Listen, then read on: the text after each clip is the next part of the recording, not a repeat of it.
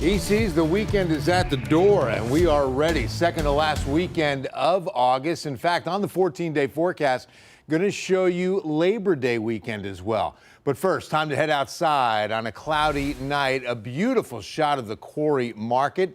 Smokestacks are green. They've been lighting them in memory of those victims we lost in the Kerr County floods. Most of this month and even back into late July, they've been green in memory. All right, under cloudy skies, 81, and the feels like has only been a degree or two higher.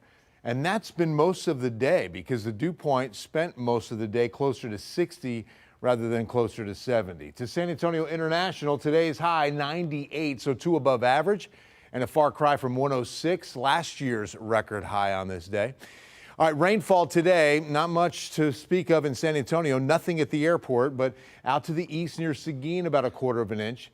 The best rain total that was in the area, almost 1.5 inches, West Kerr County and northern Real County, just outside of Lakey and Camp Wood. We've got rain still falling, so they're still adding to that tonight. 2.5 inches at Victoria. This is a nice little thunderstorm. It's going to probably drop south into Lakey over the next 15 to 20 minutes. Nothing severe, but you can see a nice little cluster of lightning down to the south and east, and you can see those storms that just kind of slid down to the coast. Well, there's still some moisture, what we call that precipitable water, how much the water's in the atmosphere ready to go. And from East Texas, moving really down into deep South Texas. So we're going to be on the northern fringe of this for another slight chance of rain tomorrow. And slight is the operative word here. But let me show you something before I show you future radar for tomorrow. High pressure out of the way. Watch this frontal boundary. This is just a little preview for next week. I mean, we're going to be pretty quiet heading into the beginning of next week. Sunday, Monday, no chance of rain. But when that front slides in, and don't get excited, it's not going to be a real cold front, maybe a not as hot front, but it will provide a decent chance of rain middle part of next week.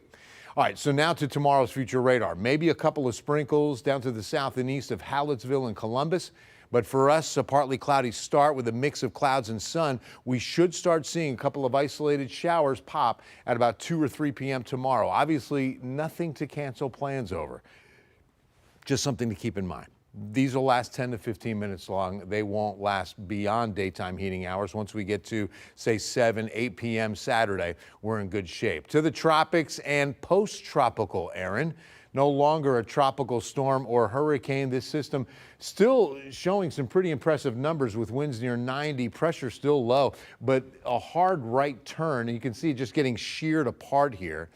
But the National Hurricane Center tagging 2 more areas of interest. This could be Fernand, no threat on landfall, 90% chance we see Fernand named tomorrow or Sunday. And then a 30% chance now, this actually went down just a little bit, that this storm moves into the eastern Caribbean. So that's one to watch, of course, because Caribbean might mean Gulf of Mexico within a week and a half, maybe 2 weeks.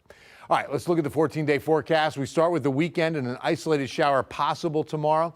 It wouldn't be much, 95. No chance of rain to begin next week, but we bring it back Tuesday, Wednesday. So this is that front. Notice the temperatures. No change. Again, it's not a cold front, but a 20 to 30% chance of rain. Here's the change for Labor Day weekend. Looking ahead to Sunday the 31st and Monday, September 1.